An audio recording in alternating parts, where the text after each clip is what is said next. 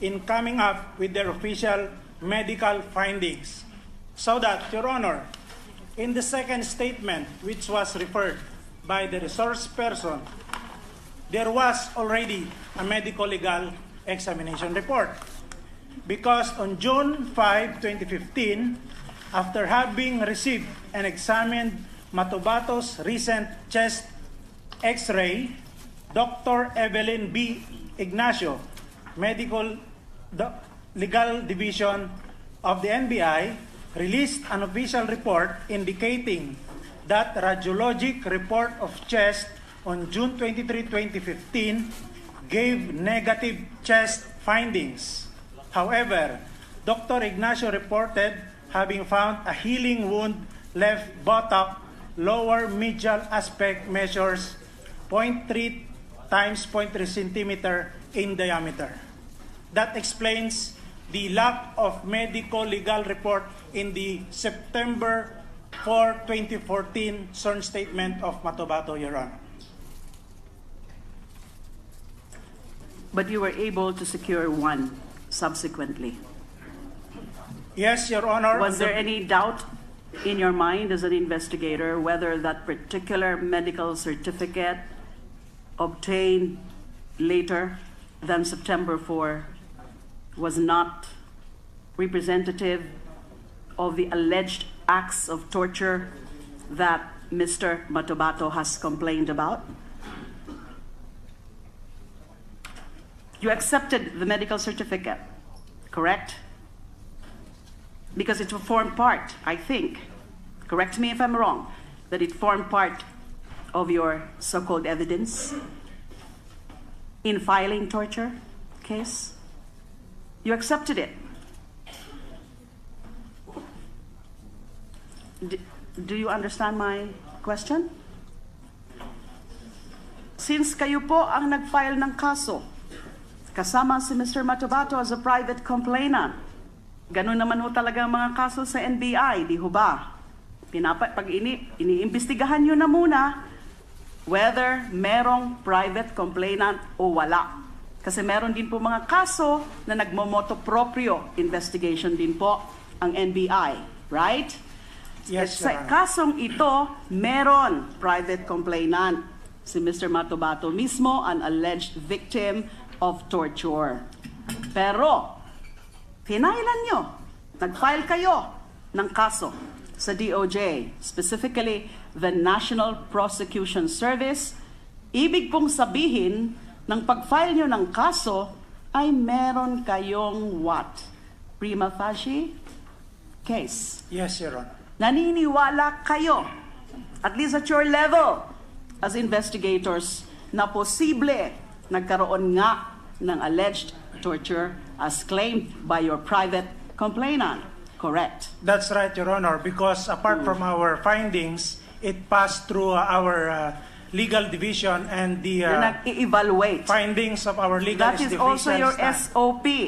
Bago Yes, nyo Your po Honor. pinafile ang isang kaso, let's say sa National Prosecution Service of the DOJ or the Office of the Ombudsman or any other forum or venue, pinapa-evaluate nyo muna yan sa legal. And the legal division agreed that there is probable cause for the filing of charges at the investigator's level, not necessarily the prosecutor's level. That's Tama right, po? Your Honor. Okay. So narinig nyo na po? SPO3 Las Cañas, o opinion nyo na naman po yung sinasabi nyo kanina about the medical certificate? Opinion o speculation? Your Honor, as an investigator, Your Honor, it is a basic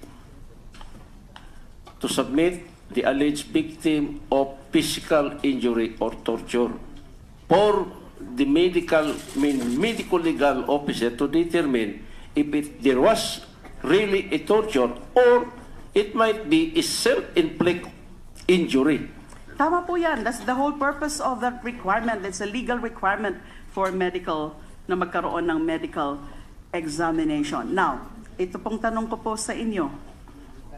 Kaya po kayo ganyan, ini-insist nyo yung tungkol sa medical certificate is dahil dinideny nyo nga, tinatanggi nyo na tinorture nyo si Mr. Matobato. Totoo? At Personally, Your Honor, hindi niya ako na-charge dinideny dito. nyo o hindi? Wala pong torture, Your Honor. At ano po yung sabi nyo? Hindi kayo chinarge? Ang charge po niya sa akin, Your Honor, arbitrary detention. But when he appeared dito, Your Honor, sa Senate, sinabi niya na I was part of the torture. Hindi po totoo yun. Kasama po yan sa charges na final ni Mr. Matobato at ng NBI. I don't think itatanggi yan ng NBI.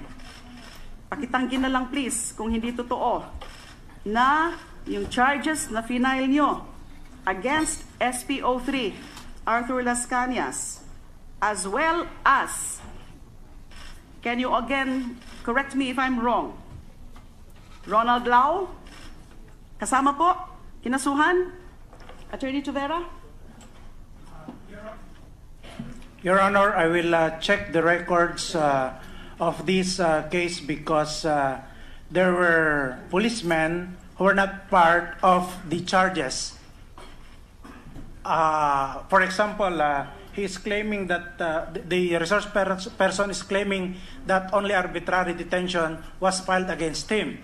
I will check on the records, Your Honor, and I will inform the Honorable Committee later on, because I brought with me the whole record of this case. Because my notes say na hindi lang arbitrary detention as defined in Section 3, Article 124 of the Revised Penal Code, but also Anti-Torture Law, Republic Act number 9745. Tapos kung babasehan po natin sa sinasabi ni Mr. Matobato, yung mga di umano na nag-participate sa kanyang pag-torture, aside from this resource person, is si Ronald Lau, J. Francia, Donito Ubales, Rizalino Aquino, and Jim Tan. So my next question, also to the NBI, it's okay if you can't answer it now, sino-sino dito sa mga inakusahan ni Mr. Matobato na nag-torture sa kanya ang eventually kinasuhan niyo sa National Prosecution Service of the DOJ? Our report states, Your Honor, that the following police officers were charged by our Death Investigation Unit. Police Senior Superintendent Vicente Danao, SPO1 Renante B. Medina, SPO2 Rizalino G. Aquino, SPO2 Bienvenido C. Furog, and SPO4 Arthur B. Las Cañas. Nature of cases, Your Honor. For subjects Danao and Medina, violation of RA 9745 or the Anti-Torture Act of 2009. Second case, violation of Section 2 of RA 7438, an act defining certain rights of persons arrested, detained, or under custodial investigation. And C, violation of Article 124 of the Revised Penal Code, meaning arbitrary detention. And for subjects Aquino, Furog, and Las Cañas, violation of Article 124 of the Revised Penal Code as amended, or arbitrary detention, Your Honor. So insofar as you are concerned, arbitrary detention po, insofar as SPO3 Las Cañas, ang pagkaso sa kanya. Yes, Your Honor. Even if the claim of Mr. Matobato was that it was Las Cañas who took charge of his torture, at yung torture po ay naganap doon sa IDMB DCPO office. Yes, Your Honor, that was the claim, but after our investigation, we came up with this conclusion upon evaluation also by our legal division, that only Danao and Medina were charged of... Because they're the ones who directly and personally participated in the alleged acts of torture, I guess. Yun po ang dahilan kung bakit sila ang kinasuhan nyo, yung dalawa lang. Dalawa lang po ba yun? Dalawa po yung... Because they're the ones who directly participated in the alleged acts of torture. Yes, Your Honor. based on your own findings as an investigative body. Yes, Your Honor. Kasi yung iba, hindi diretso, hindi personal or direct participation in the acts of torture. Yes, Your Honor. So that is the explanation. Secretary De Lima, your time is up. Well, as I said, Mr. Chair, You can appeal to It's the other still- members it's here still- if you like. still a lot of questions from me because I'm just trying to clarify everything that Mr. Matobato has stated relative to this resource person, SPO3, Arthur Las Cañas. So I would very much want to continue with my questioning at the proper time. Perhaps during the second round, I do not want to abuse the liberality of my colleagues. Thank you. That is understood. Thank you very much. Senator Thank you. Soto is recognized. Yes, this is going to be brief. Just for enlightenment, in my second round, I'll talk about the United Nations. You have 2 seconds. Muna tayo. Yes, 2 seconds is enough, actually. I just want to clarify from SPO3 Las Cañas. Sabi niya kanina, dahil hindi siya nakapagsalita eh. Sabi mo, sinungaling si Matubato. Bakit mo nasabi yun?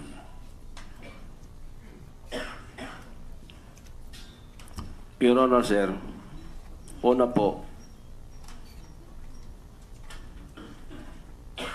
ito pong sinabi niya, yung open session po dito sa Senate, personally sinabi niya, nakasama ako sa torture. Kasi hindi naman totoo. May point din na sinabi niya na nagsama kami for more than 23 years. Since 1988 up to 2013. Hindi po totoo yun. Dahil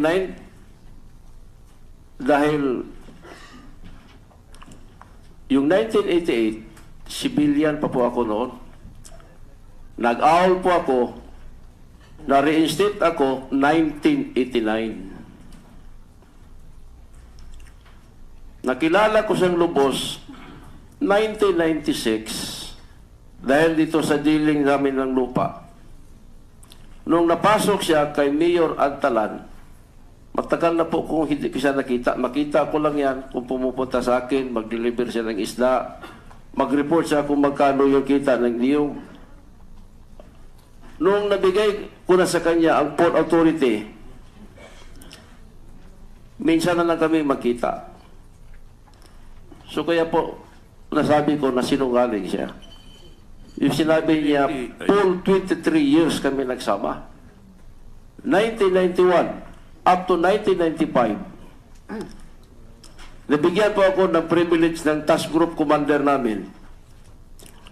Nag-enroll po ako the whole almost 5 years. Nasa College of Law po ako sa University of Mindanao. Ito po katabi ko, kaklase ko ito. Kami magkasama. So nasabi ko, sinunggaling siya.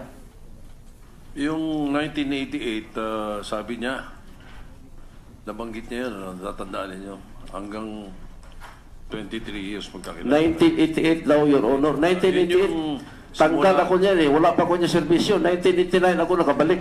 Yun daw yung simula nung Lambada Boys na natanong ko nung last hearing kasi wala pang Lambada nun eh. Hindi ko rin narinig yan. Dito ko lang yan narinig 1991 sa pa lang kanya. yung Lambada. 1990 yung pelikula pero wala pa social media noon. 1991 nung sumikat sa Pilipinas yung Lambada.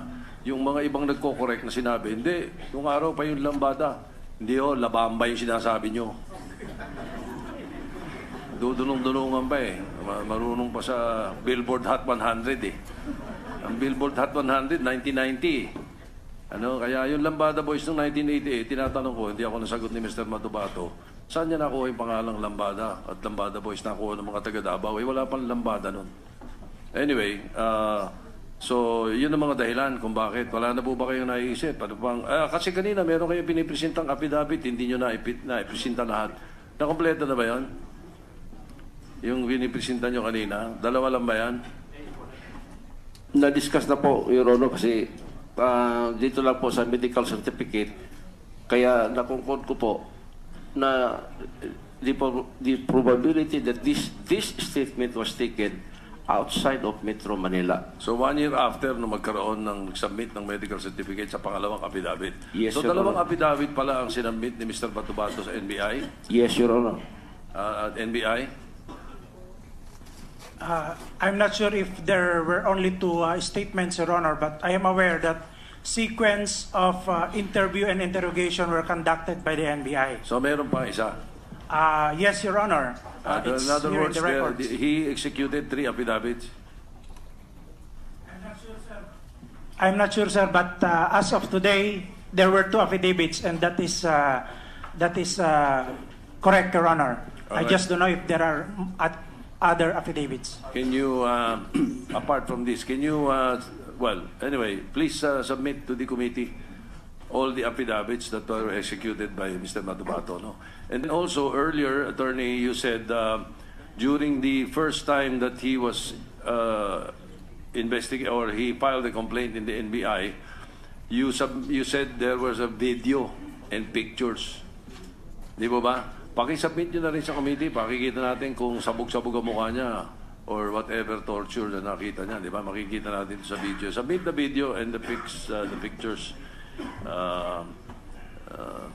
Attorney Tavera. We will do that, Your Honor. Thank you. And then finally, Mr. Chair, COMSEC is directed to make sure that you get all these documents and the video. Thank you. And all the affidavits. Because I was told that originally he testified here that he had no affidavit. And then Senator Cayetano accosted him with 1 affidavit. And now there's 3. There's 2 more. So that's 3. There are 2, to be sure, Your Honor, but I don't know if there are other affidavits. All right. I was under the impression that he had no affidavit, and now there's 1 during the time of Senator Cayetano, and now there's 2, and then there may be 3. Is that correct? Yes, Your Honor. But can I have just 1 minute, Your Honor, please? Sure. Go ahead. Just want to amplify my previous reply and also to set the record straight. What the resource person is talking here is that there was no medical certificate in support of the case filed against him. But as I have said, as far as him, Aquino, and Furog are concerned, they were only charged for violation of Article 124 of the Revised Penal Code, and that is arbitrary detention. In cases of arbitrary detention, medical certificate is not required. Just to set the record straight, Your Honor. Thank you. all right. Okay. Anyway, that confirms what SPO3 Lasanya said, that ang charge niya arbitrary detention, hindi torture. All right. Now, just one more point, Mr. Chair, before I give up my time. To the Philippine National Police, there was a point raised about legal procedures or proceedings against the police, ano, kanina, and that a certain institution should be. Dapat ito may kakombinasyon ito eh. Do you have a police defender's office? Na pagka ang police nakakasuhan, meron silang abogadong naka-ready na matatakbuhan? We have legal service, Your Honor. What do you call that? Legal service is composed of lawyers, Your Honor, who can help the police in their legal problems. Up to the what level? Regional level? Provincial level? Up or to the just in regional level. Kamkrame? Up to the regional level lang, Your Honor. We have lawyers in every region. Regional level lang. Yes, Your Honor. Don't you think you should go down to the provincial level at least? How I wish, Your Honor, up to the police station level. If we have a lawyer assigned in every police station to take care of their legal problems, Your Honor. And as well, guide them as well. All right, thank you, Mr. Chair. Perhaps I'll just wait for my other turn because it's a completely different issue that I have. And this is about the claim of some United Nations officials. So, at a later time. Thank you. Your time is set up. Well, well, all right. I was just, I was going to ask Rather late. CHR. What is your pleasure? I'll wait later. I don't see the CHR yet. All right. Senator Cayetano, recognize them. So, Chair, before I take my time, just to answer your question about the affidavits, my information now is that there is a September 4, 2014 NBI affidavit, a June 4, 2015 NBI affidavit, and a January 12, 2016 judicial affidavit. So maybe the committee can be furnished a copy so that we can review it. Who are in possession of those affidavits? Is it the NBI? Your Honor, only the two affidavits are with the NBI records. I don't know about the judicial affidavit, Your Honor. Well, judicial affidavits are usually prepared for a pending investigative case, no? So would that be the DOJ, Senator Cayetano? I will check, Mr. Chairman, and report to the committee. Thank you. Let's do that. But in the meantime, I already requested that all the affidavits made by the witness, Matabato, should be submitted to the committee. And the ComSec has already been instructed so to do. All right? So now we shall have Senator Cayetano. With your permission, Mr. Chairman, I gave proceed. 5 minutes to Senator De Lima, so may I have 5 minutes also?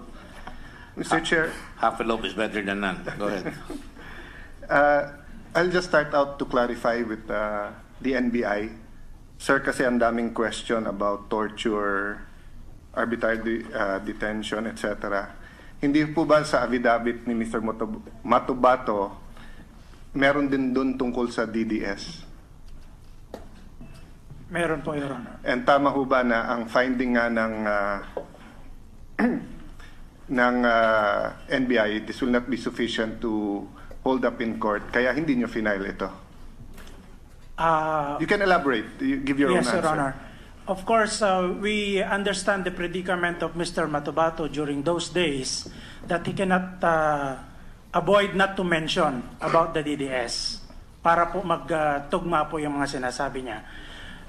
So that had we built up a case against the Davao Death Squad with his full cooperation, and of course it must have been supported by evidence, we should have provided him with counsel. Yes.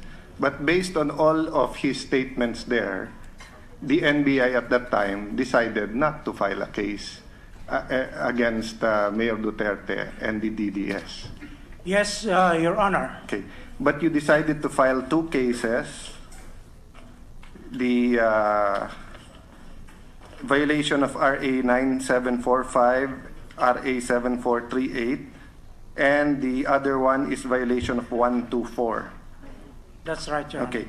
And although Senator De Lima properly interpolated and asked you about your belief of probable cause, the DOJ said this: after a careful evaluation of the complaint and supporting documents attached to it, we are constrained to dismiss the subject criminal cases filed against herein respondents for insufficiency of evidence to establish probable cause.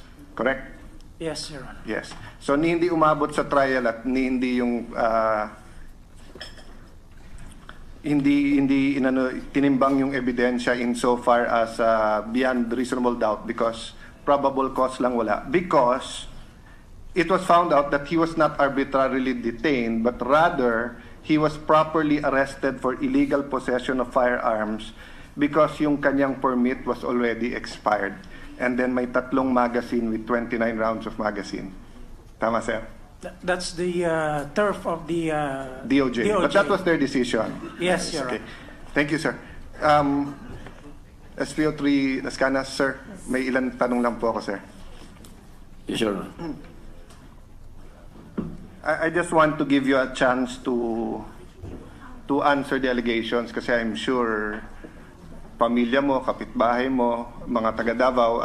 Senator Pacquiao reminded me na dito sa Manila, yung circle of friends mo lang at siguro yung ka-social media mo kilala mo. But sa probinsya or sa mga syudad outside Metro Manila, halos magkakakilala kayo lahat eh. Tama po? Pardon, Your Honor? Sa Davao po, halos magkakakilala kayo. Yes. So when allegations like this na basically tinawag kang killer, apektado ka at ang pamilya mo. Yes, Your Honor. Okay. So let me give you that opportunity, no? Sabi sir ni Mr. Matobato, ikaw daw ang team leader ng Davao Death Squad. Una-una, Your Honor, hindi yan totoo. Pangalawa, walang Davao Death Squad. Okay. Pangalawa, sa page 21 po ng September 15 transcript yun. Pangalawa po, sabi niya, involved daw kayo sa bombing ng isang moske. Kasinungalingan po yan. Hindi po Your totoo. Honor, hindi po totoo. Ikaw daw po ang isa sa nag-kidnap kay Sally Macdum. Kasinungalingan at hindi totoo po yan, Your Honor. Ikaw daw po ang isang pumatay sa isang tao at pinakain daw sa buhaya. Lalo po hindi totoo yan, Your Honor. Ikaw daw po ay involved sa murder ni Richard King. Hindi po totoo yan, Your Honor. Okay. Tinignan ko po yung affidavit ni Mr. Matubato. Ito po ang sinabi niya. What was the result of the investigation? I don't know. We haven't heard anything about the case since then. As we expected, the news of the bodies being found also gradually died down, just like the case of Davao City reporter June Porras Pala in 2003. What do you know about the June Porras Pala Jr. case? This is the NBI September 4, 2014 affidavit, Mr. Chairman. Sabi po ni Mr. Matubato, at around 11 o'clock in the morning 2003, after I was beckoned SPO4 Arthur Las Cañas, I joined him and his group in a meeting in Matina, Davao. Correct po yun, sir? Hindi. Hindi po totoo yan, Your Honor. Sabi niya, it was actually a get-together of the group. When I arrived, SPO4 Arthur Las Cañas, SPO3 po ba kayo, sir? SPO4. SPO3. Dito po, SPO4 was there, drinking and laughing about the 7 other men, including SPO4 Jim Tan. I joined them, and that was when I found out they were waiting for the operation team to come back. May operation po ba noong time na yan? Hindi po totoo yan, Your Honor. Okay. What do you mean by operation team? Tanong ng NBI. I also found out, sabi ni Mr. Matubato, during the get-together that earlier on the day, an operation team composed of SPO2 June Ayaw, SPO2 June Larisma, and 3 civilian hitmen were deployed by SPO4 Arthur Las Cañas under the orders of Rodrigo Duterte to ambush June Porras Pala Jr. Totoo po? Hindi. Hindi po totoo yan, Your Honor. Pina-ambush ba ni Mayor Duterte, now President Duterte, si Mr. Pala? Hindi po totoo yan, Your Honor. Pina-ambush po ba ninyo si Mr. Pala? Hindi po totoo yan, Your Honor. Question ng NBI, who is June Porras Pala and why would Rodrigo Duterte want him to be ambushed? June Porras is a popular radio commentator in Davao City, is widely known to be anti-communist. He also earned the ire of Rodrigo Duterte because of his very strong and critical commentary against him. It was already public knowledge in Davao City that Pala and him were bitter enemies. On many occasions before Pala was ambushed, Duterte has been saying that he will have Pala killed. Question, what happened during the get-together? At about 4 in the afternoon, SPO2 June Larisma contacted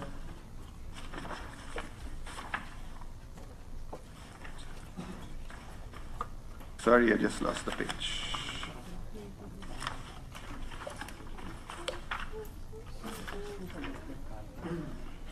SPO4 Arthur Las Cañas through the radio and said in Bisaya, tapos na. Tour, okay na. After that, we continued drinking and waiting for the team to come back. What time would they be able to come back? Answer, roughly 1 hour after the radio transmission, SPO June Larisma in civilian clothes joined us. In the others, members of the operation didn't come back anymore. SPO2 June Larisma reported to SPO Las Cañas that they probably talked minutes later. We already stated hearing in the TV news and radio about the death of June Porras Pala. So nireport daw po sa inyo 4 o'clock, patay na daw po si Pala. Totoo hindi? Hindi po totoo yan, Your Honor. Kasi nabalita po yung naambos the late June Porras Pala. Kung hindi po ako nagkakamali, it was between 7 or 8 in the evening.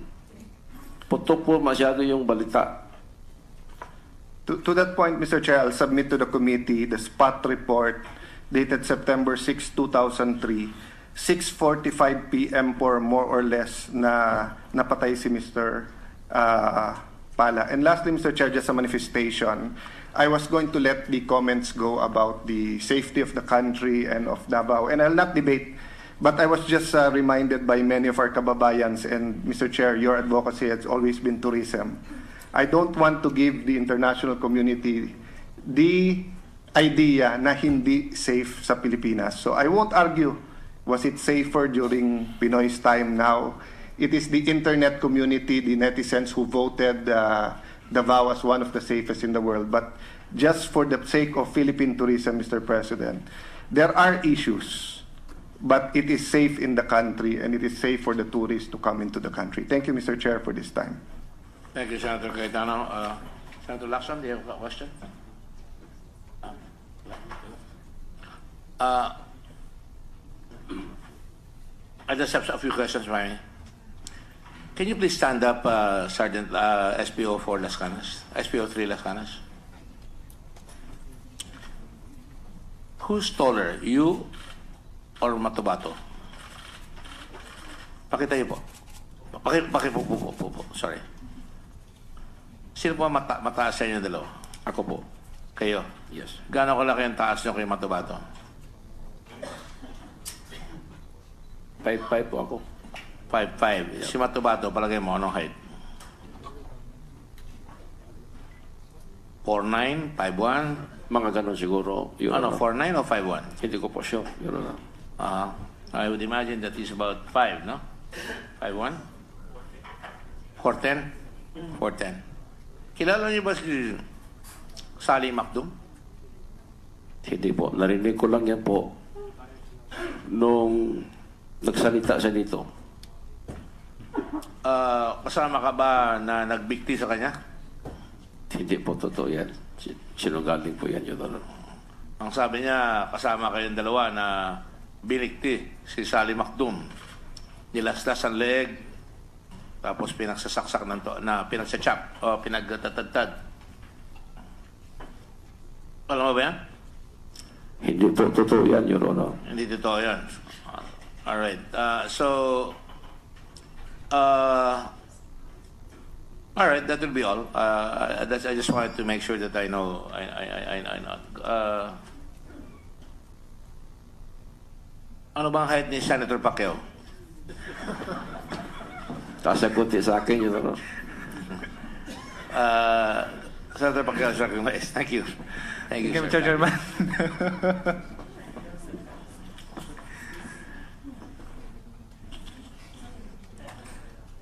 Nung nakaraan pong yung hearing dito, sabi ni Matubato na close daw niya po kayo. Ang sabi niya, more than 20 years kayong magkakilala at close kayo, pamahigit pa sa magkaibigan. Pero nung tinanong siya, for the record, Mr. Chairman, nung tinanong siya kung ano ang ranggo mo, sabi niya is PO4. Nabasa ko po yun sa ano niya, sabi niya is PO4. Sabi ko, nagtaka lang po ako. At sinabi niyo, hindi naman kayo gaano ka-close talaga ni Matubato, tama po ba? Yes, Your Honor. Sabi niya, close daw. So, nung tinanong siya kung anong ranggo mo, sabi niya is PO4. So, ang ranggo mo is PO4 ka ba o is PO3? SPO3 po, Your Honor. SPO3. So, kung close sa'yo si Matubato,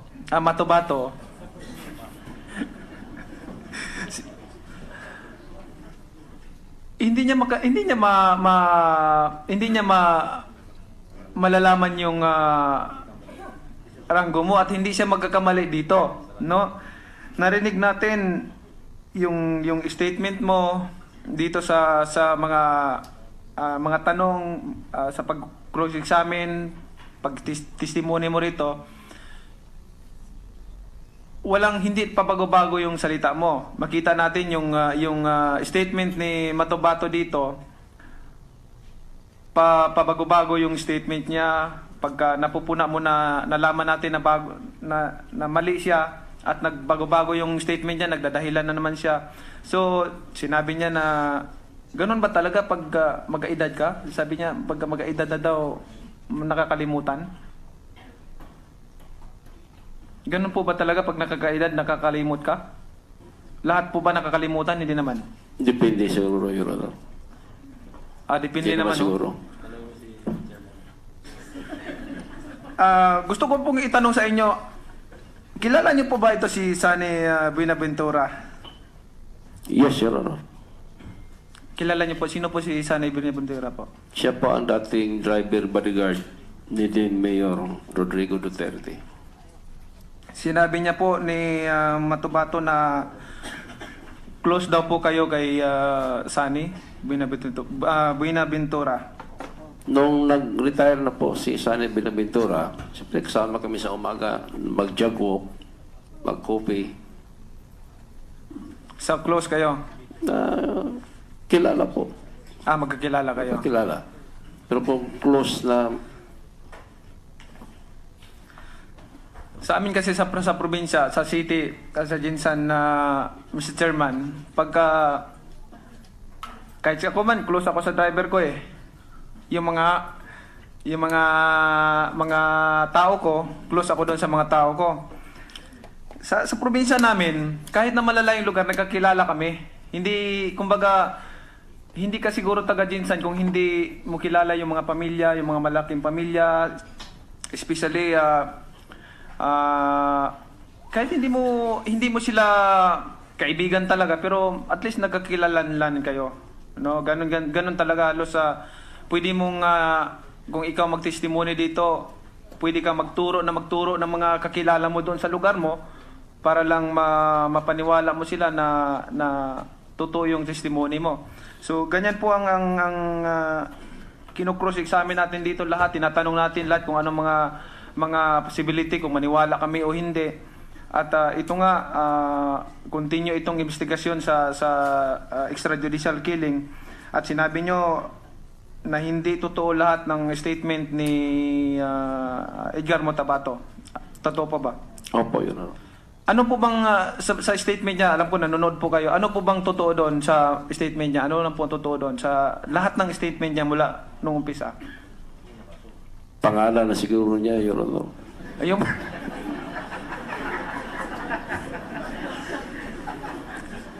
Mato ba totoo? At Mr. Chairman, for the record, Mr. Chairman, siguro itong issue na ito, hindi lang ito siguro ang pagtutuunan natin ng pansin dahil dito we investigate, this committee we investigate, gather information and legislate. Wala kaming pinapanigan dito o sinong we don't want to persecute or single out anyone like na sinasabi ko na hindi tayo pwede magprotekta dito ng mga witness dito o hindi tayo magtatago sa katotohanan, kundi ang mga katotohanan ipaalam natin sa buong sambayan ng Pilipino. At lahat yan ang ginagawa dito sa komitiba na ito. At ako po ay natutuwa sa patuloy-tuloy na pagdinig itong extrajudicial killing. Pero ang aking suggestion na Mr. Chairman, na hindi lang po sana tayo focus dito dahil dito sa mga killings na ito, kundi yung mga naaresto, mga sumuko, mag-focus din po sana tayo sa rehabilitation doon sa mga naaresto. Kasi ilan yung natala na nag-surrender, na aresto 700,000, tapos yung na-aresto 22,000. So kailangan siguro natin na mag-focus din tayo doon sa mga sumuko na 700,000 na ma-rehab sila lahat at matulungan natin. So for the record, Mr. Chairman, yun siguro kailangan din natin tuunan ng pansin, no? Tayo magtulungan, hindi natin wag natin sirain ang ating sariling bansa, ang sariling tahanan natin. Magkaisa tayong lahat. Hindi natin suportahan natin ang ating ang mabuting advocacy ng ating pangulo, no, para sugpuin itong illegal drugs. At this is the first time, no, sa buong buhay ko ito ay napakasaya sa sarili ko, ang feeling ko, napakasaya ko dahil itong administrasyon na to ang unang talagang head-on dito sa problema ng illegal drugs. Alam nyo, yung illegal na drugs na yan, katulad ng statement ko nung kabataan ko, hindi ko dinideny na tumikim din ako ng mga ganyan, pero doon ko na-realize lahat na hindi talaga maganda. Kailangan, pag sinabi ng ating Pangulo na stop talaga, walang droga dito sa bansa, talagang walang droga dito sa bansa. At yan ay suportado ko ang advocacy ng Pangulo. Lahat ng mga instruction doon sa ating mga kapulisan na talagang ihinto na yung pinagbabawal na gamot dito sa ating bansa. Para sa gayon, umusad ang ating bansa at magkaroon tayo ng progresibong bansa at magkaroon ng maraming trabaho ang mga tao at tayo ay masaganang manirahan dito sa sariling bansa. Maraming salamat, Mr. Chairman. Thank you, Senator Pacquiao. Senator Lacson is recognized. SP03 Lasanyas, kine-claim dito ni Matubato na napakalakas mo raw kay Mayor Duterte, ngayon President Duterte. Ikaw, sa palagay mo, kasi yan, subjective yan eh. Sa tingin mo, malakas ka o napakalakas ka kay Mayor Duterte? Sinungalingan po yan, Your Honor. When I say malakas para pagkatiwalaan, nautusan ng mga sensitibo mga bagay. Ano yung mga naiutos na sa iyo ni Mayor Duterte noon para mabuo sa isipan mo na ikaw ay malakas sa kanya o hindi malakas sa kanya? Ano yung sa tingin mo, pinaka-sensitibo na bagay na naiutos sa iyo nung mayor pa siya? To be honest, Your Honor, walang inutos sa akin si Mayor Rody Duterte because of my position in my rank. Well, in fact, Your Honor, meron akong indirect na incident. Commission of Senator Lacson. Ang tanong sa iyo ni Senator Lacson, sa palagay mo, malakas ka ba o gaano ka kalakas kay President Duterte o kay Mayor Duterte dati? Hindi po, Mr. Chairman. Hindi ka malakas? Yes, Mr. Chairman. O, tuloy mo yung sagot mo kayo. May incident, Mr. Chairman, Your Honors. 2011, may kapatid ako na nalig sa drugs. Napatay po ito ng mga elements ng Davao City Police Office. Wala ako nagawa. Ano ang pangalan ng kapatid niya? Cecilio Las Cañas. O? Cecilio Las Cañas, Mr. Chair. Cecilio. Yes. 2014, yung isa namang kapatid ko, Fernando Las Cañas, na involved naman sa illegal drugs, napatay na naman ng mga elements ng Davao City Police Office. Wala ako nagawa. Ang pangalan po? Fernando Las Cañas. My two brothers po, Mr. Chair, Your Honors, napatay ng mga kasamahan ko sa Davao City Police Office. Kung malakas ako kay Mayor, bakit hindi ko natulungan sila? Siguro kung hindi po siguro ako pulis, mas natulungan ko sila. So, talagang tahasang pinabubulaanan mo yung aligasyon ni Matubato na napakalakas mo kay Mayor Duterte. Wala pong katotohanan yan. And to add, Mr. Chair, Your Honor, nung nagkaroon ako ng severe illness, o dialysis ako, yung panganay kong anak na bago lang pasar sa nursing, nag-apply sa City Hall of Davao City. Hindi lang ito natanggap, na insulto pa. Hindi natanggap. Yes, Mr. Chair. Kung gano'n ako ka-powerful o kalakas, o most powerful policeman. Arthur, hindi lang sa hindi natanggap ang ibig sabihin. Na-insulto pa. Insulto pa. Gano'n ba kalakas? Powerful? Kaya itong mga allegation dito ni Mr. Edgar Matubato, I'm sorry, Mr. Chair, Your Honors, malakas ang boses ko. masama masyado ang dating sa akin. Na-damage na ang mga kapatid ko because of illegal drugs. Dahil pulis ako, wala akong nagawa. Ipalabas pa na most powerful, very wealthy, very influential, saluduhan ng general, walang mapuwit na city director ng Davao City, kung hindi dadaan sa akin. Talagang pambabastos sa katauhan ko ito. I'm sorry. Yeah, sa tingin mo, bakit sinabi ni Matubato yung mga aligasyon niya laban sa iyo? Sa iyong palagay lang. Somebody must be behind him. Dahil wala ka namang alam na personal na galit niya sa iyo. Hindi mo naman siya naon siguro sa transaction sa lupa. Two times ko yan namura. Dahil doon sa kanyang activities, for more than 10 years, siya na mahala doon.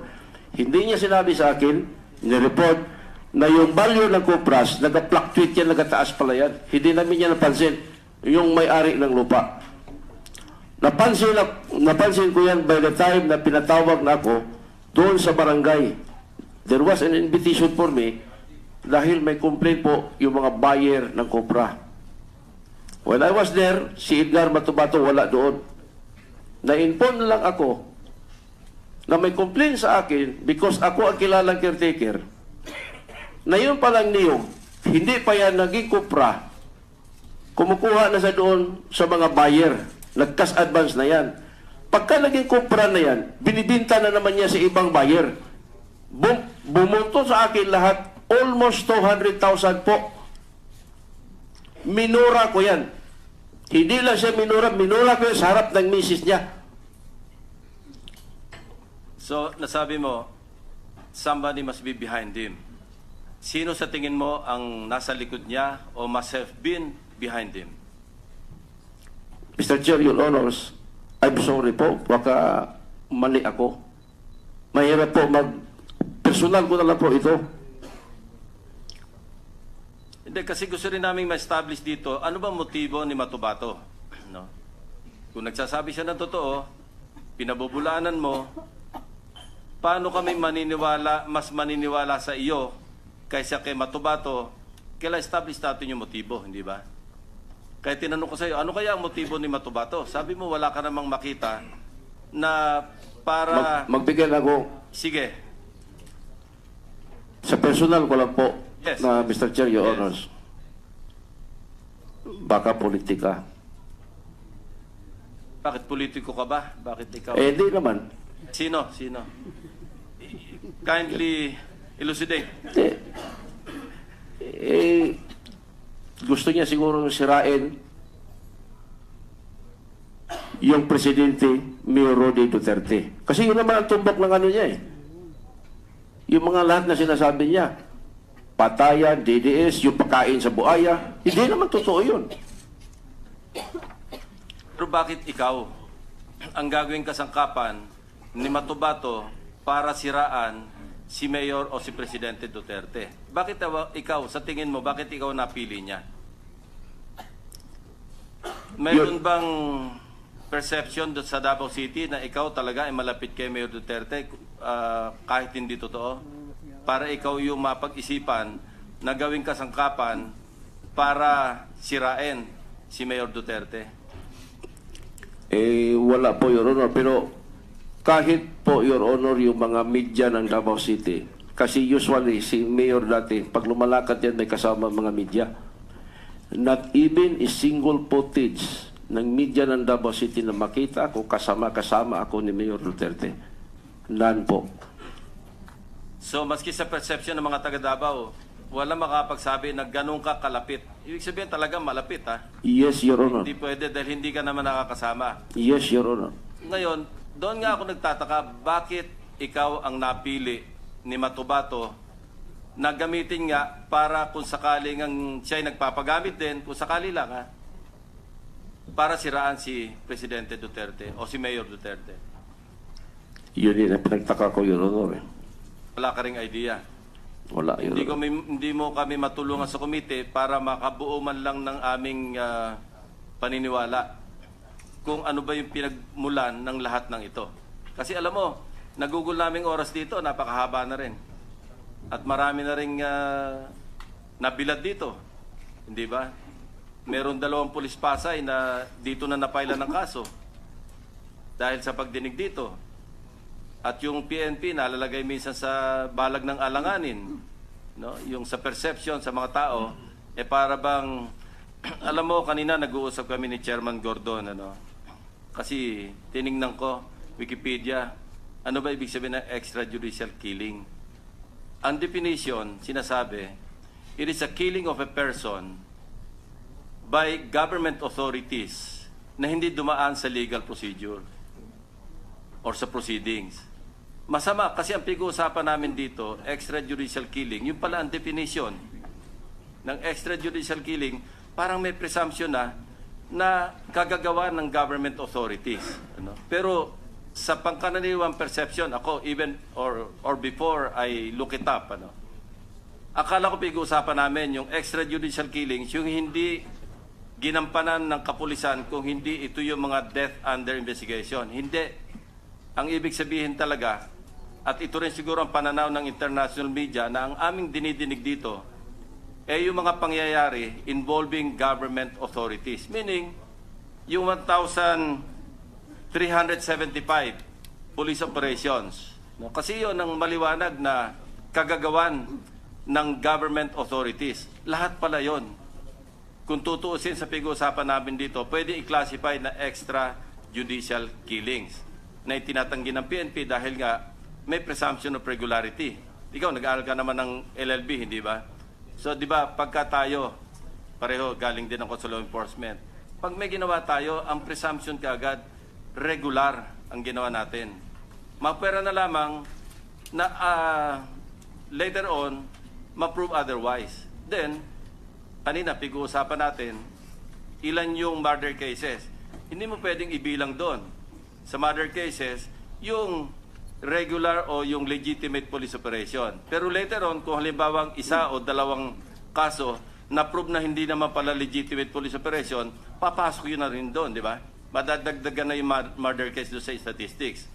At mababawasan yung legitimate police operation. So, ako hanggang ngayon nagtataka kung bakit nga si Matubato hindi ko naman sinasabing nakapag-spin ng ganong istorya kasi puro face value tinitingnan, and it's up to the members of the committee to form our individual opinions on the matter, hindi ba? Kami magsasabi, kasi ako, pagka may nagsasalita dyan, bukod sa ako yung nakikinig, nag-observe din ako kung ano yung kanyang, pag tinanong siya, paano ba siya sumagot, ano ba kanyang body language, kasama yan eh. Kasi tulad mo, lumaki rin ako nag-iimbestiga. Lumaki rin ako sa intelligence community. Yan din ang aking exposure. So lagi akong gano'n. Pagka meron kaming dinidebrief, hindi agad ako maniwala. And quietly, nag-check ako sa kanya mga sinasabi. Kasi meron mga verifiable facts na pag verify mo, mali pala sa katotohanan. Kaya nga at first blush, pagkatanong ko kay Matubato, 2 kagad yung nakita ko na hindi tugma doon sa katotohanan o sa talagang nangyari.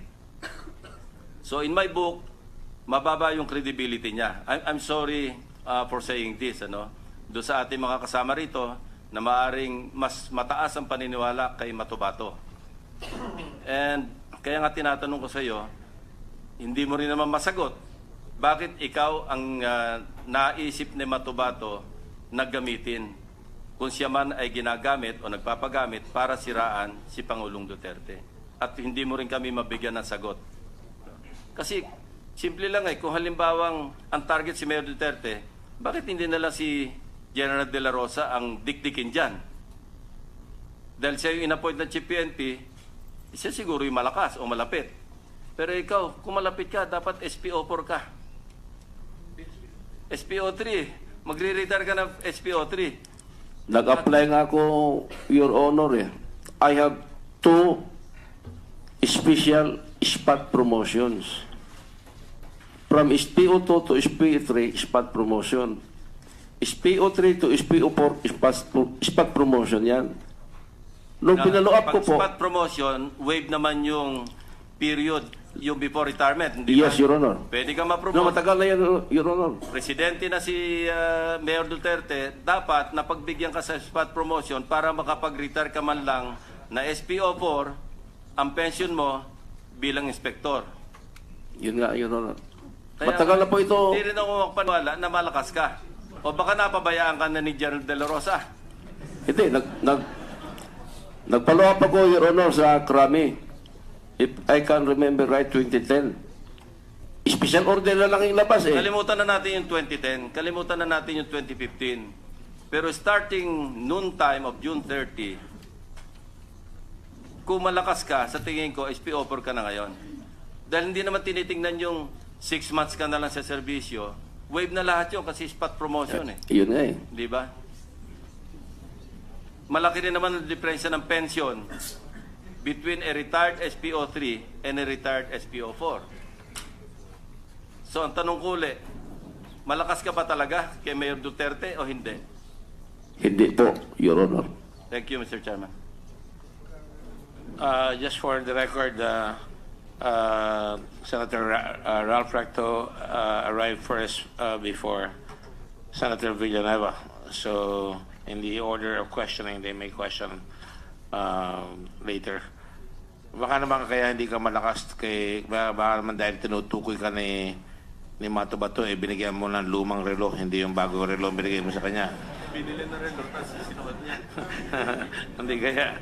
Biro lang yan, biro lang. Para lang masyado ng tense, no? Okay. Alam mo ba, ibig sabihin ng 2 relo? Sabi mo kanina kasi eh. Sabi mo, ayaw mo naman na magsuot ng 2 relo. Yun nga, Your Honor. Alam mo ba yung biruan namin sa 2 relo? Delikado yun. Abay, 2 relo, di gumaganon. Senator Tillanes is recognized. Maraming salamat, Mr. Chairman. Speaking of that relo na binigay, SPO3 Las Cañas, ito, para magkaalaman kung sino nagsasabi sa inyo ng totoo, sinabi mo kanina na ang binigay mo sa kanya yung segunda mano. Yung sinuot ko po. Yung suot mo, yung binili mo, yun yung sa'yo. Sinuot ko. Yung resibo, tsaka yung lumang relo mo, yun yung binigay mo. That, as far as my memory is concerned, yun po. Okay, kina-qualify mo na. So, kailangan siguraduhin natin. Kasi para malaman natin kung sino nagsasabi ng totoo. Ano, titindigan mo yung statement mo na yan o babaguhin mo? As far as my memory is concerned po, matagal na nangyari yan O eh. yan na. Di ba? Kanina sigurado ka, ang binigay mo yung lumang relo. Ngayon, hindi ka na sigurado. Okay, I will stand my statement. Yes. You will stand by your statement. Yes. So kung papadala natin dito yung relo, pati yung resibo, na nandoon yung serial number, pag nagkapareho yon, paano na? Masasagot na ngayon yung mga katanungan nila kung sino papaniwalaan. Ikaw o si Mr. Matobato. Simpleng simpleng test yan. Your Honor, kung relo lang ang basihan sa credibility, Hindi. para may problema yata. Hindi. Yes. Alam mo, SPO3 Las Cañas, magkakaproblema ka. Dahil, sigurado ka, I gave you an opportunity to qualify, pero hindi, pinaninindigan mo. So ngayon, kung sakaling papadala natin yung resibo, tsaka yung relo, pag nagkapareho yon, wala na lahat nung sinabi mo. Okay? Kasi test ng credibility yun eh. Your Honor, wala pa ako nabasa na libro sa law na yung test of credibility relo. Ikaw yung nagsabi niyan eh, pinapanindigan mo eh, di ba? O ngayon, nag-ano ka na, namimiloso po ka na, SPO3 Las Cañas. Alam mo, pinag-oobserbahan kita, kagaya ni Senator Lacson, inoobserbahan ko yung demeanor mo. Alam mo yung actuation mo, hindi pang SPO3. Talagang iba. Kasi nakita natin yung mga chief superintendent, si General De La Rosa, hindi ganyan. Pero ikaw talagang iba ang demeanor mo. Okay? Oh. Personal opinion niyo pa yun, Your Honor. Yan, di ba? Anyway, susubukan natin. Sinabi mo kanina na na-observe mo ay na base sa iyong recollection itong si Mr. Matobato nakapatig na may M14 kasi sinasabi niya, ano siya, auxiliary unit ng Scout Rangers. auxiliary unit ng Scout Ranger. So maari ito yung sinasabi nilang yung sinasabi niya na naging miyembro siya ng CHDF o CAPGU. Mga anong taon ito, SPO3 Las Cañas? Nung nakilala ko siya, 1996, Your Honor. 1996. 1996, may auxiliary unit ng Scout Ranger noong mga panahon na yon. Siya nagsabi sa akin yun. Hindi, sabi nyo kanina na-obserbahan nyo siya eh. Siya nagsabi nga eh. Hindi, dun sa statement nyo kanina, nakikita nyo siya, madalas siya nakapatig, tapos may M14. Yes. Okay. So mga 1996 pa, gano'n na siya. Yes, Your Honor. Okay. Sige, maano natin. Ngayon sinasabi ni tinatanungan natin kung gaano kayo ka-close. Sabi mo kanina meron kayong mga 5 o 6 na transaksyon sa lupa, bentahan ng lupa, tapos binigyan mo nga ng 300,000 na komisyon si Mr. Matobato. So, kung hindi mo siya pinagkakatiwalaan, edi hindi ka makikipag-transaksyon sa kanya. Hindi ba? Yes, Your Honor. So yung sinasabi niyang kumita siya ng 300,000 na komisyon kasi pinagtatawanan siya dito nung una nung sinasabi niyang may mga transaksyon din siya sa nag-aahente siya ng lupa. Hindi pinagtatawanan siya rito eh. Pero yung pala totoo yung sinasabi niya. Okay. Ngayon sinabi mo kanina na uma-attend siya sa birthday ninyo. Di ba? Yes, Your Honor. Okay. Ngayon kung hindi kayo malapit, bakit naman siya may imbitahan sa inyong birthday? Hindi ho ba? Yes, Your Honor. Kasi yung nabigay ko sa kanya, Your Honor, na komisyon namin, hindi lang 300,000. Sabihin na lang natin mga more or less 800,000. Okay. So pero ang punto rito, kayo ay iniimbita mo nga sa iyong birthday. Ibig sabihin magkaibigan kayo. Yes. O malapit Yes, kayo Your na Honor. magkaibigan. Yes. Okay. So again, yun yung tinatanong kanina ni Senator Pacquiao. Hindi naman kayo close, pero ngayon sinasabi mo malapit kayo na magkaibigan. As far as dito po sa jail ng lupa, kasi parang may utang na loob din ako sa kanya, Your Honor. Okay. Kasi nagkapira ako sa kanya. So okay. Dahil sa kanya mga rekomendasyon sa akin na lupa. So, utang na loob na tinanaw ko po na utang na loob yun, Your Honor. Okay na po yan. Basta iniimbita nyo siya sa inyong birthday. Kasi Hindi lang sa birthday, natulog pa yan sa bahay. yun. So talagang close nga kayo. So maliwanag yun. Ngayon, doon ba sa heinous crime section, nakasibilyan kayo, naka-uniforme? Civilian po, Your Honor. Nakasibilyan. Kaya hindi alam yung mga ranggo kasi mga nakasibilyan kayo, di ba? Yes, Your Honor. Okay, yun. Ngayon yung sinasabing ranggo, hindi yan tinatawag sa... Hindi ganun ang tawagan ninyo ni Mr. Matobato. Ganun ho ba? Yes, Your Honor. Hindi, ano ang tawagan ninyo? Sa akin, ang tawag niya, Chief. Sa Chief. kanya naman, Edgar. Okay, Yeah. Chief. Kaya hindi niya alam yung inyong ranggo kasi sanay kayo sa transaksyon ninyo na informal at nakasibilyan kayo, so yun ang reason. Ngayon si Mr. Matobato ba na-assign sa heinous crime section? Sa inyong pagkakaalam? Wala po. Hindi siya naka-assign. Kasi hindi naman siya polis. Okay, hindi siya pulis. Pero ano siya doon? Ano ba ang tag nito? Naka-attach. As far as my knowledge is concerned, wala po. Hindi siya pumupunta doon sa inyong opisina. Pumupunta po. Pumupunta siya. Pero doon kung papakitaan kita ng payroll na ang nakalagay doon, assigned to heinous crime section, City Hall, ano masasabi niyo ron? Pagka-understand ko po, Your Honor. Naka-assign po siya doon sa compound ng Almendras Gym. Kasi po, yung kanyang bahay nasa likod lang. Yung first wife niya, yung kanyang original wife, na doon lang nakatira sa likod ng Almendras Gym. So considering po na malapit siya, yung kanyang, pagkaalam ko po, yung kanyang fixed assignment is doon sa gate ng Almendras Gym compound. And then yung opisina po ng heinous crime, nasa loob po ng compound, katabi lang po ng gym. Okay. Well, anyway, na-kumpirma na po natin yan na meron siyang na naka-assign siya sa heinous crime section, kagaya ninyo, no, kahit hindi siya pulis. At doon sa inyong mga assignments, gaano na kayo katagal na assign sa Davao City Police Office? Tsaka itong, by the way, itong heinous crime section, under ng Office of the City Mayor ito, di ba? Hindi po.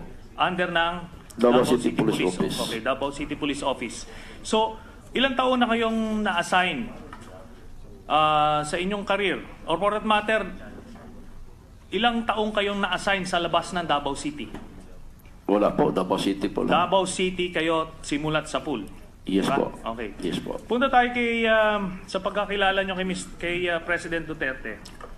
Anong taon nyo siya nakilala? Since naging mayor po siya ng Davao City. 1988. Yes Okay, po. 1988. So, paano kayo nagkakilala? Kung nagkakilala po personal, sa tingin ko hindi po. Kasi makikita lang namin siya kung may accomplishment kami sa office, pumupunta siya kasama yung media, ganun lang po. So, since 1988 hanggang sa kasalukuyan, No, na-reinstate po ako 1989, and then napasok, kinuha ko ni the late Colonel Ernesto Makasait nung Anti-Organized Crime Task Group 1990 po. 1990. Kasi So, simula 1990 1990 hanggang sa kasalukuyan, doon kayo naka-assign sa Heinous Crime Section. Nasaan ang opisina ng Heinous Crime Section? Sa loob po ng Almendras Gym compound. Yung nung heinous crime po, Your Honor, 2001, 2002 na-organize yan, hindi na-resolve yan 2010. Okay. So, hindi kayo umalis ng Davao City Police Office at dito kayo nang-assign dito sa Heinous Crime Section since 2001 hanggang sa kasalukuyan? Hindi po. Diba? Na-dissolve po yan 2010. And then na-assign po ako sa... Saan? Na-assign ako ng Baguio Police. And then yung latest ko assignment po doon sa Bunawan Police hanggang sa nabigyan ako ng parang medical porlo po kasi nag-collapse po ang dalawa kong kidney.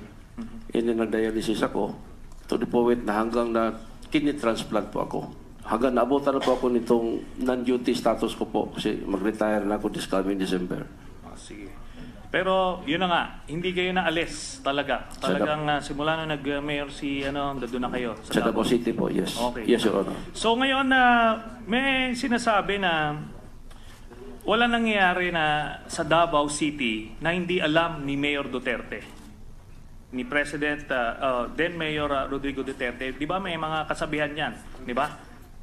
Dahil talagang siya, kamay na bakal. So kontrolado niya yung peace and order situation. Di ba? Opo. Ngayon ang tanong ko, bakit may nangyayaring extrajudicial killings na tinatawag? Bakit may mga nangangamatay na tao? Bakit hindi ito napigilan?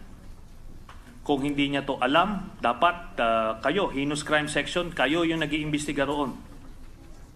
Hindi ho ba? Your Honor. So meron kayong nasolve na mga... Meron din po, may mga nasolve po kami, Your Honor. Okay. Anyway, hiningi natin yung mga dokumento in that regard. Tapos, kasi tinanong natin... Are you asking? You're asking, no? For... no, we already did. We already requested early on, Mr. Chairman. I thought you were limiting it to the crimes only that have been solved. Okay, I will get all the records of the... I'm sorry, my mistake. Go ahead. Maraming salamat po, Mr. Chairman. And aside from the extrajudicial killings, may mga malalaking mga murders din na nangyari doon. Kagaya nung kay Mr. King, na isang bilyonaryo, sabi, safe ang Davao City, bakit may isang bilyonaryong namatay doon mismo sa loob ng opisina niya? Tapos may media na kritiko niya, na si Mr. Jun Pala, namatay. Tapos may isa pang media person, I forgot his name, Luntian or something. The name escapes me at the moment. Then itong si Mr. J.B. Brillante, kilala nyo ito? Come again po? Mr. Former Mayor J.B. Brillante. Yes, Your Honor. O namatay din ito sa Davao City. Yes, Your Honor. Okay. So, ito yung mga malalaking mga assassinations, ano? Na sinasabi lang, bakit nangyari to? Si Mayor Duterte ang may control ng Davao City. So palagay nyo, bakit kaya nangyari ito mga ito? Your Honor, yung level of ranks ko po at saka position, I think I'm not in a position to answer, Your Honor. Okay. Sige, maintindihan natin.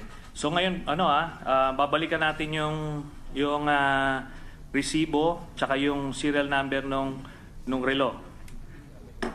Darating tayo dyan. Pero ngayon, tatanungin pa kita isang, may mga property ka ba sa US? Wala po, Your Honor. Under your name, under your wife's name, under your children's name? Wala po, Your Honor. Pero nakapunta ka na roon? Hindi pa po, Your Honor. Hindi pa. Never. So, check natin yan sa records, ha? Yes, Your Para Honor. ito yung mga random Yes. checks ng mga mga inyong mga salaysay. That's all, Mr. Chairman. Thank you. Just to remind the body, the committee, we have a session at 3 o'clock.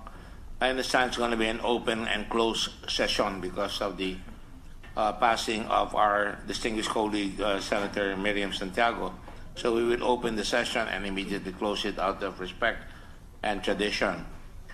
The sense of the chairman, because we have a lot of witnesses, is to continue afterwards. But Senator Soto also says that we might be violating that tradition, that we should adjourn, we should suspend because of the passing. I just want to go with the committee on what your pleasure is, because I wouldn't want to tax the patience of what our witnesses here are already here. I would be willing, but depends on everybody here. Any comments?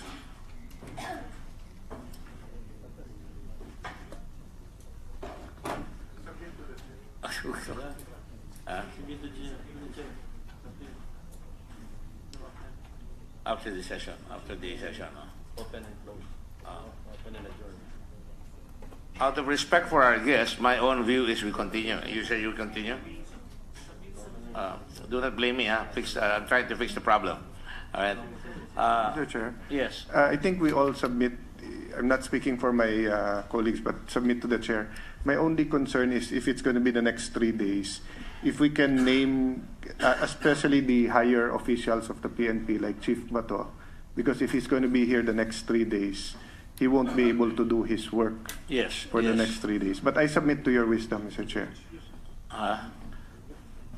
Mr. Chair, if we continue later in the next 2 days, unless it's absolutely necessary, I think we can excuse the Chief PNP, General De La Rosa. Sir Majority Leader, I'm talking about the high officials also. Like we have the NBI director, the USEC who is head of the PNP. But of course, if we need them, Mr. Chair, they're here to stay. I'm just saying in the next 3 days. Well, actually, we don't have 3 days because tomorrow when we hold it, we'll be finished again by 2:30, and then the next day will be again at 2:30. So I just want to assure everybody that there is no delay, and we are very transparent here. I want to make sure that we finish it hopefully in the next 2 or 3 days because there are other things to do tonight, and there are other things that I have to also investigate. There are many resolutions being referred to the Committee on Blue Ribbon, etc., etc. So my calendar would be extended, and I don't want to have other senators say I'm not listening to some of their referrals here. So, with all due respect to my good friend and respected colleague, Senator Soto, I would like to ask everybody to continue on along with our witnesses. It will be a quick session. They will open and then I will close. We will pass the resolution expressing our condolences to Senator Miriam's family. That's all. And Yes, then close. and then afterwards, we can then again come back here because they have to. I don't know if we have to reconfigure the. I suggest we don't reconfigure anymore. Kung pwede, kanya-kanya ng form, pwede ba yun?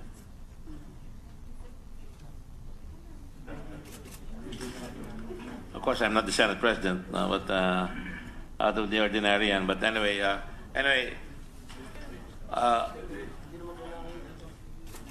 ganito na lang siguro. 24 pa rin. It will just be a different one, but we'll have the majority floor leader and the Senate President pro tempore there or the minority there. So it's all right. You'll have a better visage shown to the cameras. All right? Okay, so, all right, we will continue afterwards as soon as, anyway, some of us have not taken our lunch. Yes. The person next in line would be you. Yes, you can have 10 minutes, of course.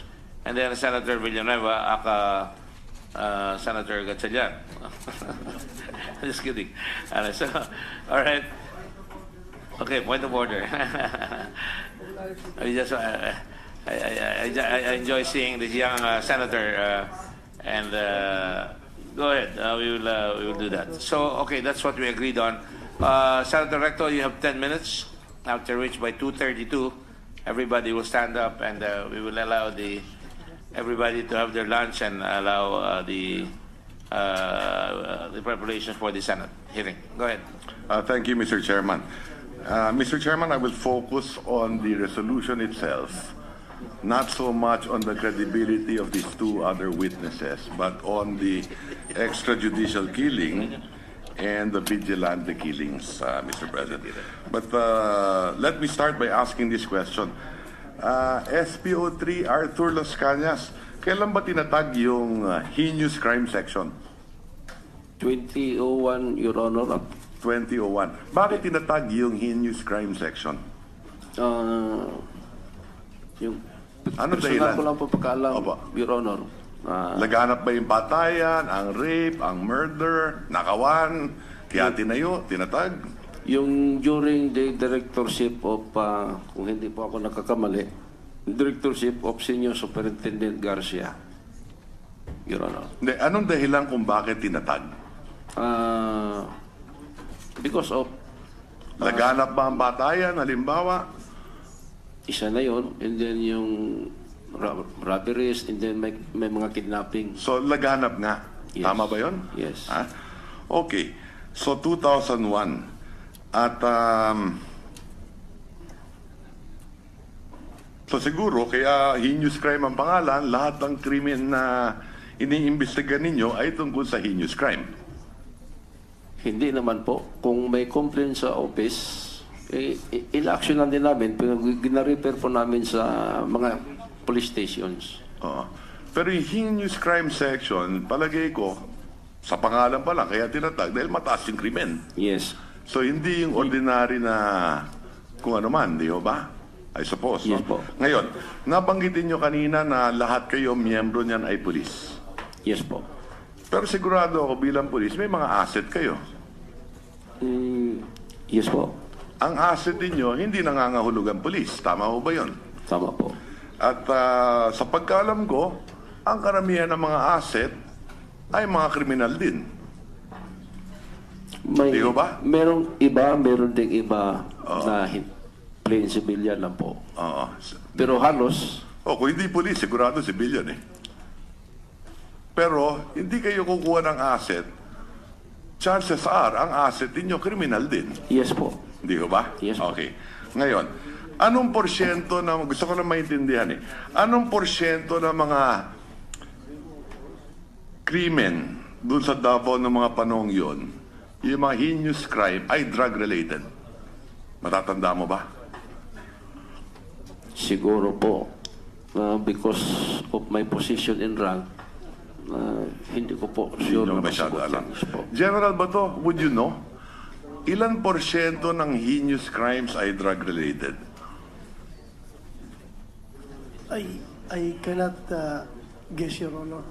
So you don't have the data? I don't have a data right now, Your Honor. Ah? Well, according Right to now. the former chief PNP, 60 to 70% or 65% drug-related. If I may, Your Honor, yung estimate namin, Your Honor, is 70%. So more or less, More or that less, number. 70% ang So nung mga drug-related. panong yun sa Davao, ganun din. 70% drug-related ng mga heinous crimes. Most likely, Your Most Honor, dahil likely. nationwide data, Your Okay. Honor. Okay. Nung panong yun na SPO3 Las Cañas, meron din ba kayong matrix? Halimbawa, ang Pangulo ngayon, binabanggit, drug matrix. Nung panahon yun ba, meron din kayong matrix? Yung authorized lang po, Your Honor, na may matrix, yung dati yung Narcotics Command, and then ngayon yung PDA. Then Sabi doon po, sa wala po. heinous crime section, meron ba kayo? Wala po. Parang order of battle. Yung order of battle po, doon yan po sa intelligence po. Na may intelligence yung heinous crime section. Hindi po, yung sa Davao City Police Office po, Your Okay. Honor. Maybe we can find out from General Bato. General Bato, nung nag-chief PNP ho kayo ng Davao, di ho ba? Tama. Yes, Meron Your din Honor. ba kayong drug matrix nun? Hindi, wala pong drug matrix, Your Honor. Meron kaming watch list May watch list kayo, ng mga drug personality, Your Honor. drug personality. Yes, Your Honor. So parang gano'n na rin yun. May watch list, may drug matrix, more or less, halos gano'n. May listahan eh. Yes, Your Honor. Di ba? Ng Yes, Your pusher at user, more or less. Ha? Yes, Your Honor. What about listahan ng mga gun for hire? Meron din kami nung na-identify, Your Honor. Meron. Meron. Si Matubato ba nasa listahan ninyo? Sa Hindi. gun for hire? Hindi ko ma-remember, Your Honor. Yun yung ma-remember. Pero narinig ko na Na posible. tirador siya. Gun for- tirador. Kasi parang natandaan ko yung nabanggit Narinig ninyo ko. eh, di ba? Pero hindi ko nakita officially doon sa Oo. list namin, Your Honor. Okay. Okay. Ano yung, ito para maintindihan ko yung nasa isip ng ating kapulisan, na maging sa SPO3 at maging kay General Bato. Ano yung karanasan ninyo sa ating mga korte? Halimbawa, pag may nahuli kayong kriminal, at sigurado kayo, at may ebidensya kayo, masyado matagal ba ang hustisya natin, sistema ng hustisya sa ating bansa? Halimbawa, sa prosecutor pa lang, ano yung karanasan ninyo doon? Your Honor, based po on my experience, usually po, hindi naman lahat, pero usually po, kulang po kami sa support ng prosecution. Ng piskal? Yes. Meron ba kayong nararamdaman na halimbawa, eto, tingin nyo, shot case na to, nahuli na namin to, pinabayaan ng piskal? O in many instances, walang piskal. May naranasan na ba kayo walang piskal? Hindi pa po. Hindi naman. May piskal lagi. Yes. Okay, pero parang hindi tumutulong, yun ang sinasabi ninyo. Hindi nyo katulong, parang ganon. Isa yan po, kasi parang minus ang guidance po nila sa police. I'm sorry? Minus po ang guidance nila sa police. Sa police, menos ang guidance. Kaya minsan, kung So, marerekomenda ba ninyo dapat baguhin natin yung mga batas na yung piskal, tulungan yung police to build up cases? Kasi sa Amerika, kung di ako nagkakamali, ganun eh. sa position ko po, isa tingin ko is dapat sa higher up ang mag-recommend. General Bato, anong tingin ninyo doon sa nabanggit ko? Ngayon, ang karanasan ninyo, General Bato, ilan bang porsyento ang mga korte natin o mga syudad, munisipyo na may piskal? Marami bang walang piskal? As of now, Your Honor, mukhang hindi masyado kulang ang fiscal, Your Honor. Hindi masyadong kulang. Eh, nung mga nakaraan, Noong una, Your Honor, may mga problema nung long time ago. meron ba tayong data dito sa committee ko? Ilang porsyento ang mga vacancies ng piskal natin? Magtanong po ako sa DOJ, Your Honor. Wala tayong kinatawan ng DOJ dito eh, no? Wala, Your Honor. Maraming kulang, di ba? Ang pagkaalam ko, malaki ang pagkukulang natin sa dami ng piskal. Ngayon, doon naman sa korte, ang alam ko rin, 20% na lahat ng korte natin 20% ng lahat ng korte, walang judge. Nade-delay yung mga kaso pag walang piskal at walang judge, di ba? Okay. Having said that, at kung totoo man yun, hindi kaya yung ating kapulisan naman, nahuli mo yung kriminal, ang tagal ng hustisya, walang judge, halimbawa, o walang piskal, nawawalan ng loob sa paglaban, laban sa krimen. At posible bang dahil dyan, may mga extrajudicial killing? Halimbawa, SPO, let me ask a direct point to SPO 3 Las Cañas and to, hindi ko sinasabing ikaw gusto ko lang maintindihan yung kaisipan ng ating kapulisan. Ganon din kay General Bato. Kung sa tingin yung mabagal ang hustisya o walang hustisya, meron ba mga tipo ng kriminal na dapat hindi na ipaubaya sa korte at patayin na lang? Sa akin po, Hindi ko Your Honor. tinatanong kung meron kang ginawang pinatay. Opo. Ang tinatanong ko lang, dahil sa katagalan at kawalan ng hustisya, napag-uusapan ba ninyo to sa mga kapulisan, sa mga kaibigan, sa pagka wala kayong trabaho, nagiinuman lang kayo, halimbawa, o nagtotong eats kayo, halimbawa, na sa sobrang tagal ng hustisya, itong mga kriminal na to, na nasa battle order o kung ano man, ay dapat ito, mga to, pinapatay na lang to eh. Meron mga ganun bang, ni minsan, wala kayo na pag-usapan na gano'n? Well, sometimes, during drinking session, may mga... O, yung mga ganun lang. Hindi mo yan maiwasan. Yung Tama. yung mga, halimbawa, yung mga parang na-discourage ka sa serbisyo, kulang ng support. Madalas ba yan na di-discourage kayo sa serbisyo? And especially kung ang kalaban mo sa kabila, yung kaso magaling ang abogado, talaga wala kang laban. So, meron yan, hindi man yan Your Honor na sekreto yan, open yan sa among sa kapulisan. Sa law enforcement, sa So kapulisan. naiisip yan, di ba? Ngayon, kung kayo pulis, at yan ang nararamdaman ninyo, yung kayang civilian, asawa na namatayan ng asawa, o magulang na na-rape yung anak, at alam, walang hustisya makukuha sa ating pamahalaan.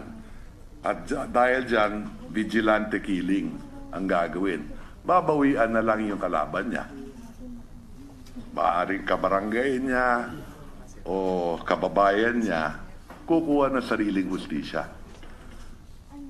Sa tagal ninyo sa serbisyo, marami bang ganyan? In my case po, wala po. Wala. General Bato, same question for you. Meron bang mga kriminal na paminsan-minsan pag kayo magkakasama lang na pag-uusapan ninyo, hindi ko sinasabing ginagawa ninyo o ginawa ninyo yung damdamin lang. Etong mga tao ito dapat pinapatay na to eh. Paulit-ulit na lang yan. Nakakalabas, nabayaran yung judge, nabayaran yung piskal, o kung ano man, whatever that situation is. Napag-uusapan mo na may huntahan ba kayong ganyan? Normal po yan yung Normal. Maraming beses naman na pag-usapan yan. Maraming beses. Yung frustration kasi papasok, na trillion yung matagal yung hearing, yung trial ng kaso. Kundi yung talagang complete reversal ng what we expected, Your Honor. Halimbawa, na-dismiss yung kaso, napaka-strong yung case na pinresenta namin. So, frustrated yung police. Frustrated yung police. Yun, mapag-usapan namin. Mapag-uusapan. Dapat pinatay na yan, parang ganyan. Pero hindi namin gagawin yan yun. Alam ko. Hindi ko sinasabi gagawin ninyo. Tama. Okay, ngayon. Noong panahon sa Davao, di sinasabi natin naging success story ang Davao. At ako naman, I've had the experience of visiting Davao many times. Hindi lang sa kampanya, kahit nung nanalo na. No? At alam ko naman, by and large, sa kinakausap ko yung mga tao doon, they feel safe in the streets. Okay? Yung personal kong karanasan, which I can share with you. So, Ano naging sekreto nun? Posible ba ang sekreto nun? Anong pananaw ninyo, General Bato? Na ang leader natin kailangan may kamay na bakal. Tama ho ba yun? Importante sa leader natin na may takot ang tao at may kamay na bakal. Tama ho ba yun? Yes, Your Honor. Mahalaga yun. Yes, Your Honor. Excuse me, Senator Recto, Yes. your time is up. Yung 10 minutes ba yung tanong ko kasama yung sagot?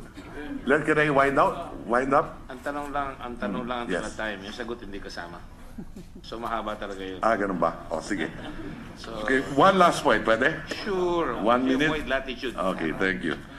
Nagugutom na lang si Senator Lacson sa Yes. si Senator Soto. Kaya, Pwede naman silang kumain Mr. Chairman. Okay, let me wind up. So nabanggit ninyo mahalaga yung may kamay na bakal at kung 100 milyon Pilipino tayo at palagay ko milyon naman sa Davao din, di ba?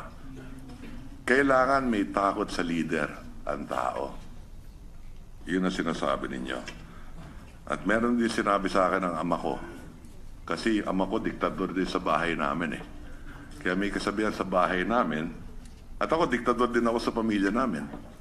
Fear is the beginning of wisdom. Kailangan may takot. Having said that,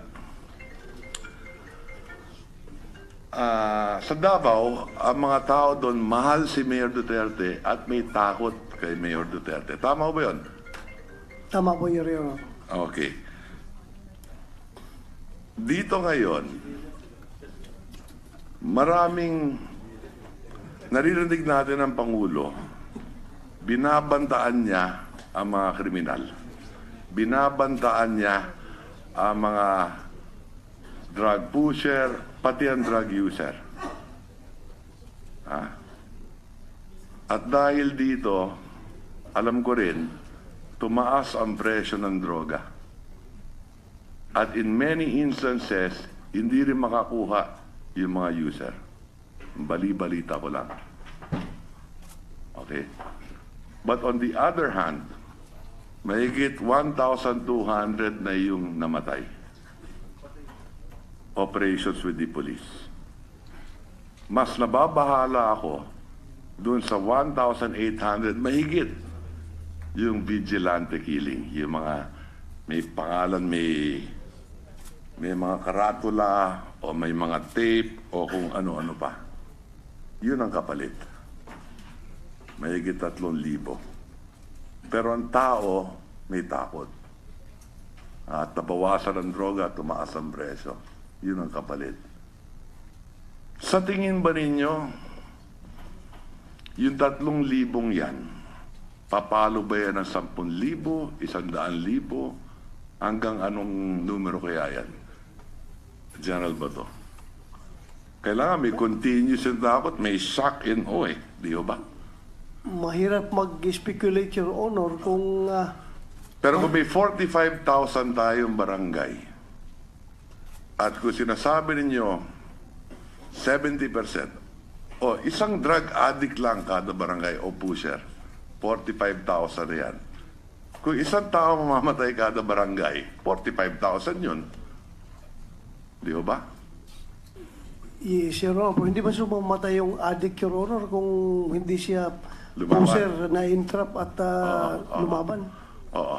Pero sabi ko nga, hindi lang naman yung lumaban yung vigilante killing din Di ba?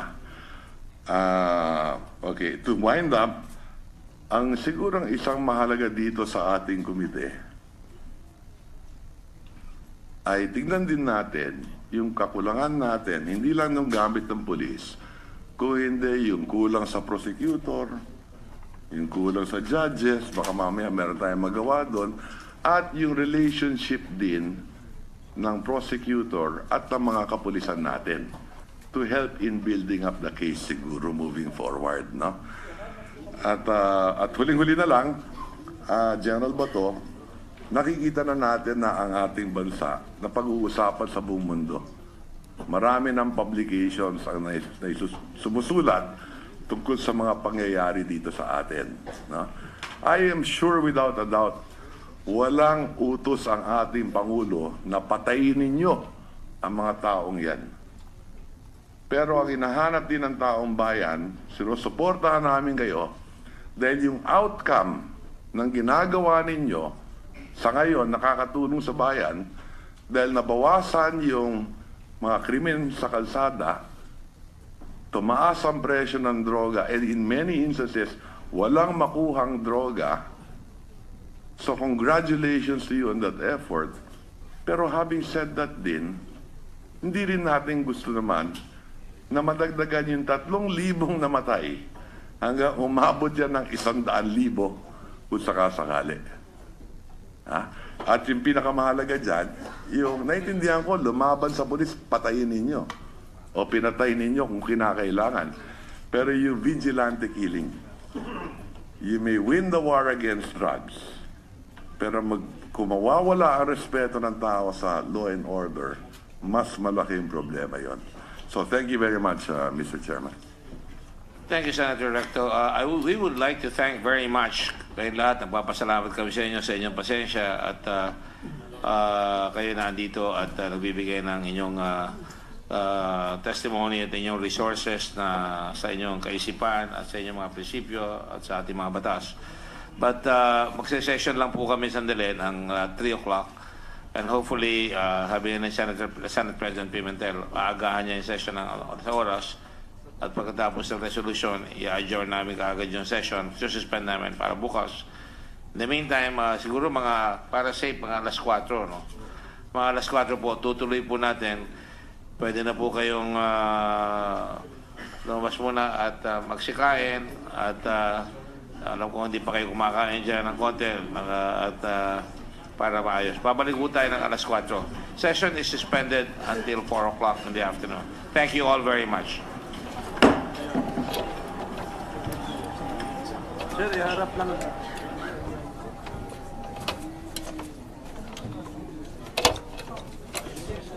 If there was really a torture or it might be a self-inflicted injury. Tama po yan. That's the whole purpose of that requirement. It's a legal requirement for medical, na magkaroon ng medical examination. Now, ito pong tanong ko po sa inyo. Kaya po kayo ganyan, ini-insist nyo yung tungkol sa medical certificate is dahil dinideny nyo nga, tinatanggi nyo na tinorture nyo si Mr. Matobato. Totoo? At Personally, Your Honor, hindi niya ako na-charge dinideny dito. nyo o hindi? Wala pong torture, Your Honor. At ano po yung sabi nyo? Hindi kayo chinarge?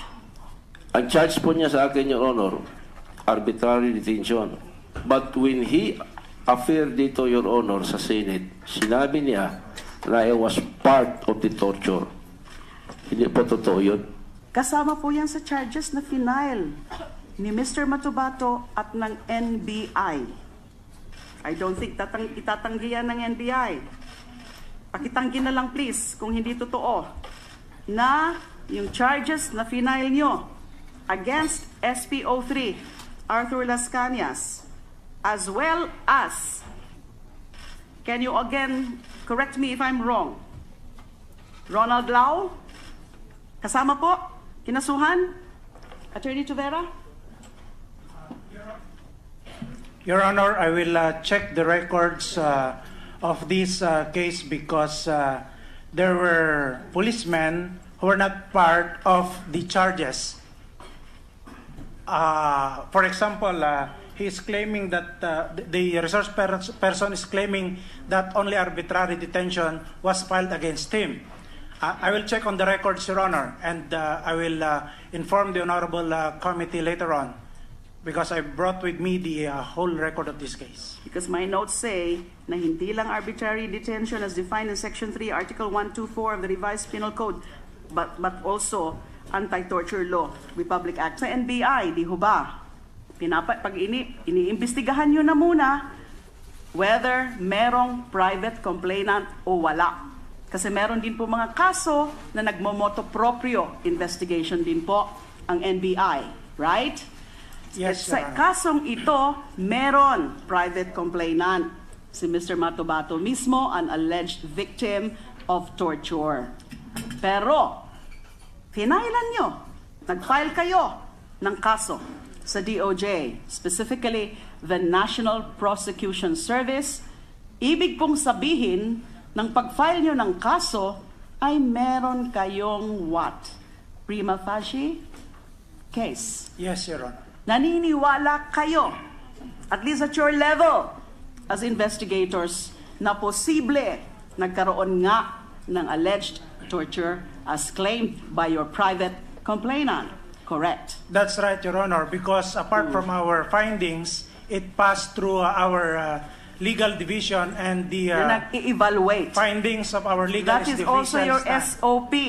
Bago Yes, nyo Your po Honor. pina-file ang isang kaso, let's say sa National Prosecution Service of the DOJ or the Office of the Ombudsman or any other forum or venue, pinapa-evaluate nyo muna yan sa legal. And the legal division agreed that there is probable cause for the filing of charges at the investigator's level, not necessarily the prosecutor's level. That's Tama right, po? Your Honor. Okay. So narinig nyo na po? SPO3 Las Cañas, o opinion nyo na naman po yung sinasabi nyo kanina about the medical certificate? Your Opinion Honor. o speculation? Your Honor, as an investigator, Your Honor, it is a basic to submit the alleged victim of physical injury or torture for the medical legal officer to determine if Yes, Your Honor, that was the claim, but after our investigation, we came up with this conclusion upon evaluation also by our legal division that only Danao and Medina were charged of Because they're the ones who directly and personally participated in the alleged acts of torture. I guess. Yun po ang dahilan kung bakit sila ang kinasuhan nyo, yung dalawa lang. Dalawa lang po ba yun? Dalawa po yung Because they're the ones who directly participated Yes, in the Your Honor. alleged acts of torture Yes, Your Honor. based on your own findings as an investigative body. Yes, Your Honor. Kasi yung iba, hindi diretso, hindi personal or direct participation in the acts of torture. Yes, Your Honor. So that is the explanation. Secretary De Lima, your time is up. Well, as I said, Mr. Chair, You can appeal to It's the other still- members it's here still- if you like. still a lot of questions from me because I'm just trying to clarify everything that Mr. Matobato has stated relative to this resource person, SPO3, Arthur Las Cañas. So I would very much want to continue with my questioning at a proper time. Perhaps during the second round, I do not want to abuse the liberality of my colleagues. Thank you. That is understood. Thank you very much. Senator Thank you. Soto is recognized. Yes, this is going to be brief. Just for enlightenment, in my second round, I'll talk about the United Nations. You have 2 seconds. Muna tayo. Yes, 2 seconds is enough, actually. Go ahead. I just want to clarify from SPO3 Las Cañas. Sabi niya kanina, dahil hindi siya nakapagsalita eh. Sabi mo, sinungaling si Matobato. Bakit mo nasabi yun?